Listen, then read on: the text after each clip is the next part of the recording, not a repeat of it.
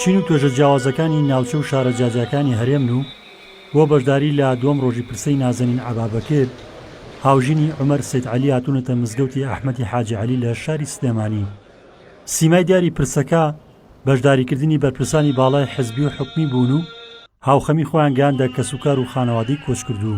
نازەنین خان لە بنەماڵەیەکی تێکۆشەر و ناسراوی دەبەری سۆرانە و خێزانی تێکۆشەرێکی گەورەی میلەتەکەمان کاک عومەری سەید عەلیە.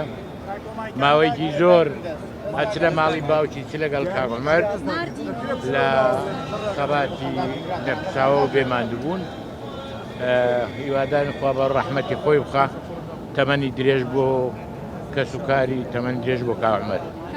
خوا عەفوی کە دوانە خۆشییان بی یارەبی جەنابی سەرۆکی هەرێم ڕێز و حورمەتی هەبوو بۆ بەڕێزیان و سڵاوی تایبەتی هەبوو وەکو دەزانن پەیامیشی بەڵاوی کردبوو بۆیەش ئێمە بەشداری ئەو پرسەوەکو ئەو هەموو هاوڵاتیانەمان کردووە. هاوشان لەگەڵ بەڕێوەچوونی پرسەی پیاوان لە هەمان مزگەوت پرسەی ژنانیش بەڕێوەچوو کە تیایدا جگە لە کەسوکار و خزم و هاوڕێکانی بەشی بەرچاوی ژنە چالاکوانەکان بەشدار بوون و کۆچی ئەو ژنە شۆڕژگێر و تێکۆشەرەیان بە خەسارەتی گەورە ناوبرد. ژنێکی یعنی بەخیرێت بوو، ژنێکی زۆر سادە و ساکار بوو لەگەڵ کاک عومەر، لەگەڵ ڕەفیقەکانی، لەگەڵ هاوڕێی ڕەفیقەکانی کاک عومەر، یعنی ژنێکی هەتا بڵێ خۆشەویست بوو، زۆر بەڕێز بوو لای هەمویان. ئەوەی بەبەرچاوەیە جەماوەرێکی ژنانی زۆر تێکەڵ لە خەڵکی شار، تێکەڵ لە خەڵکی هەژار، یعنی ئەوەی کە بەرچاوکەوێ خەڵکە وەسەتەکە ئەمانە لە ڕەفیق و برادەر و لە ژنان بەشدارێکی زۆریان هەیە. بە تەئکید هەر ئەمڕۆ نەبووە، دوێنێ و پێرێش بەشدارێکی بەرچاویان هەبووە. پاش تەواوبوونی دووەم ڕۆژی پرسەکەی ڕێخەری ژووری ڕۆژنامەوانی بزوتنەوەی گۆڕان پەیامێکی سوپاسنامەی یاراستەی کۆمەڵانی خەڵکی کوردستان کرد.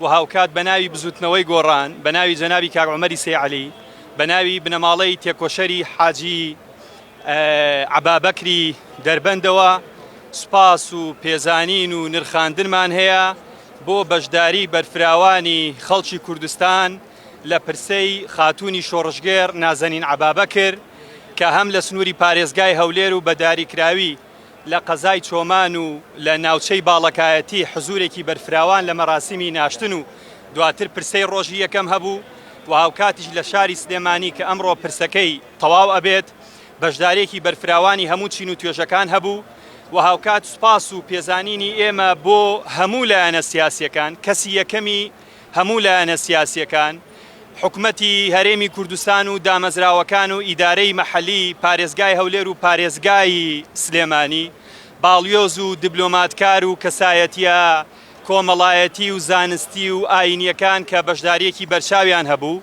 نازەنین عەبابەکر لەدایکبووی ساڵی 1954 قەزای چۆمانە و هاوشان لەگەڵ عومەری سەید عەلی بەشداری خەباتی شاخ و شاری کردووە.